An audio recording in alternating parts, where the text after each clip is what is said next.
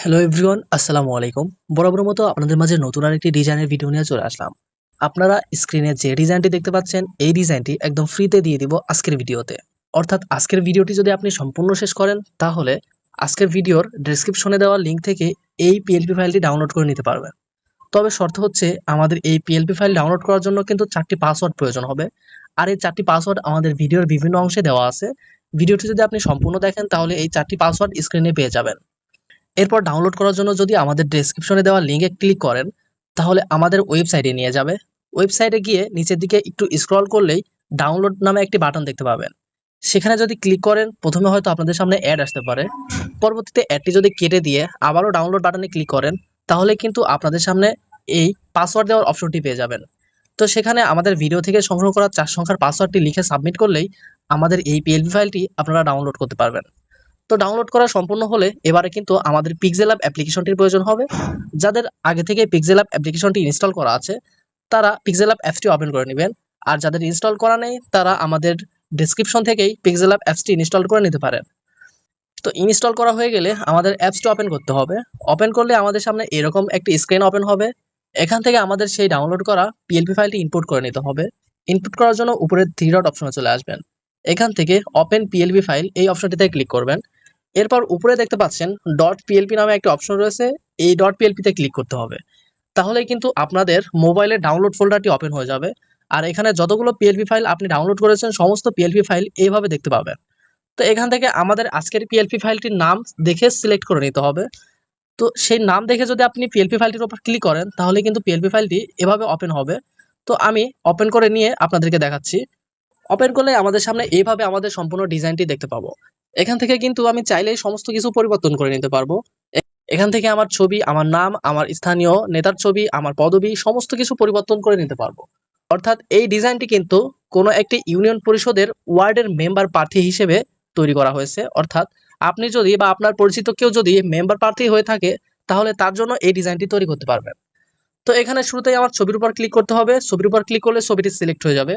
এরপর এই ছবিটি পরিবর্তন করার জন্য নিচের অপশন চলে আসবেন। এখান থেকে রিসিলেক্ট অপশনে ক্লিক করবেন। এবারে আপনার গ্যালারি ওপেন হয়ে যাবে। আর গ্যালারি থেকে যার জন্য ব্যানারটি তৈরি করবেন, অর্থাৎ যে মেম্বার প্রার্থী রয়েছে তার ছবিটি সিলেক্ট করবেন। অবশ্যই তার ছবিটি ব্যাকগ্রাউন্ড রিমুভ করে রাখতে হবে, যেন আরো প্রফেশনাল দেখায়। তো আমি যদি ছবিটি সিলেক্ট করে দেই, তাহলে ছবিটি এইভাবে ওপেন হবে। এভাবে ওপেন হলে আপনারা পজিশন মতো যে কোনো জায়গায় ছবিটি বসিয়ে নিতে পারবেন। তো ছবিটি বসানো সম্পূর্ণ হলে আমার নাম পরিবর্তন করতে হবে। অর্থাৎ আমার নামের পর যদি আপনি ডাবল ক্লিক করেন, তাহলে আমার নামটি এডিট অপশন পেয়ে যাবেন। এখানে আমার নামটি কেটে দিয়ে আপনার মেম্বার প্রার্থীর নামটি লিখে যদি ওকে করেন, তাহলে কিন্তু তার নামটি এখানে চলে আসবে। তো এভাবে কিন্তু নামটি পরিবর্তন করে নেবেন। এবং নামের নিচে দেখতে পাচ্ছেন পদবি রয়েছে। একইভাবে পদবির উপর ডাবল ক্লিক করলে পদবিটা পরিবর্তন করতে পারবেন। এখানে আমার পদবিটা কেটে দিয়ে আপনার মেম্বার প্রার্থীর পদবিটা লিখে দিয়ে ওকে করলেই কিন্তু এখানে পদবিটা চলে আসবে। সে যদি পূর্বে কোনো মেম্বার থাকে, তাহলে সেখানে সাবেক মেম্বার লিখতে পারেন। তো এবারে কিন্তু আমার স্থানীয় যে নেতার ছবি, অর্থাৎ আমি যে এমপির ছবি ব্যবহার করেছি, এটি পরিবর্তন করতে হবে। এখানে আমি আমার স্থানীয় এমপির ছবি ব্যবহার করেছি। চাইলে আপনারা আপনার স্থানীয় এমপি বা যে কারো ছবি ব্যবহার করতে পারেন। এটি করার জন্য একইভাবে আমার এখানে এমপির ছবির উপর ক্লিক করবেন, তাহলে এমপির ছবিটা সিলেক্ট হয়ে যাবে। একইভাবে মাঝের অপশনে চলে আসলে রিসিলেক্ট অপশন পাবেন, এবং রিসিলেক্টে ক্লিক করে আপনার গ্যালারি ওপেন হয়ে যাবে। গ্যালারি থেকে আপনার স্থানীয় এমপি বা স্থানীয় যে কোনো নেতার ছবি সিলেক্ট করে দিলেই কিন্তু সেই ছবিটি এখানে চলে আসবে। তো এভাবে কিন্তু আপনি ছবিটি পরিবর্তন করে নিতে পারেন। চাইলে কিন্তু আপনি নতুন করে অ্যাডও করতে পারেন। অ্যাড করার জন্য উপরে প্লাস অপশনে ক্লিক করবেন। এরপর ফ্রম গ্যালারি অপশনে ক্লিক করলে গ্যালারি চলে আসবে। গ্যালারি থেকে আপনার স্থানীয় কোনো নেতার ছবি সিলেক্ট করলে কিন্তু সেই ছবিটা এখানে চলে আসবে। তো অবশ্যই কিন্তু সেই ছবিগুলো ব্যাকগ্রাউন্ড রিমুভ করে রাখবেন আগে থেকেই, যেন ভালোভাবে ব্যানারে বসাতে পারেন। আর ব্যাকগ্রাউন্ড রিমুভ করার জন্য আমি পিক্সেল কাট নামে একটি অ্যাপস ব্যবহার করি। চাইলে আপনারা এই অ্যাপসটি ডাউনলোড করে নিতে পারেন। তবে ছোট্ট আরেকটি কাজ বাকি রয়েছে, সেটি হচ্ছে এখানে দেখতে পাচ্ছেন লেখা রয়েছে আসন্ন সাতবাড়িয়া ইউনিয়ন। তো এখানে অবশ্যই আমার ইউনিয়নটি কেটে দিয়ে আপনার ইউনিয়ন লিখতে হবে। আপনার ইউনিয়নটি লিখে ওকে করে দিতে হবে। এরপর নিচে দেখতে পাচ্ছেন 8 নং ওয়ার্ড। তো এখান থেকেও আপনার ওয়ার্ড যদি অন্য কোনো সংখ্যা থাকে, তাহলে সেই সংখ্যাটি লিখে দিয়ে ওকে করলে কিন্তু সেই সংখ্যাটি চলে আসবে। তো এভাবে কিন্তু প্রত্যেকটা লেখা ভালোভাবে খেয়াল করে পরিবর্তন করে নেবেন। তো এরপর আমাদের ডিজাইন কিন্তু সেভ করতে হবে। সেভ করার জন্য উপরে সেভ অপশনে চলে আসবেন। এখান থেকে সেভ অ্যাজ ইমেজ অপশনে ক্লিক করবেন। এখান থেকে জেপিজি থেকে পিএনজি সিলেক্ট করবেন এবং কাস্টম থেকে আলট্রা অথবা ভেরি হাই সিলেক্ট করবেন।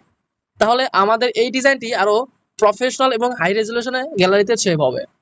তো এরপর যদি সেভ টু গ্যালারি অপশনে ক্লিক করেন তাহলে কিন্তু আমাদের এই ডিজাইনটি আমাদের গ্যালারিতে সেভ হয়ে যাবে।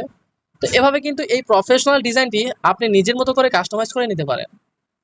আজকের ডিজাইনটি যদি ভালো লেগে থাকে অবশ্যই আমাদের চ্যানেলটি সাবস্ক্রাইব করে আমাদের সাথেই থাকবেন, যেন এর পরবর্তীতে আরো ভালো ভালো প্রফেশনাল ডিজাইনগুলো দ্রুত পেতে পারে। আর এতক্ষণ সঙ্গে থাকার জন্য অসংখ্য ধন্যবাদ। দেখা হচ্ছে পরবর্তী কোনো ভিডিওতে। আল্লাহ হাফেজ।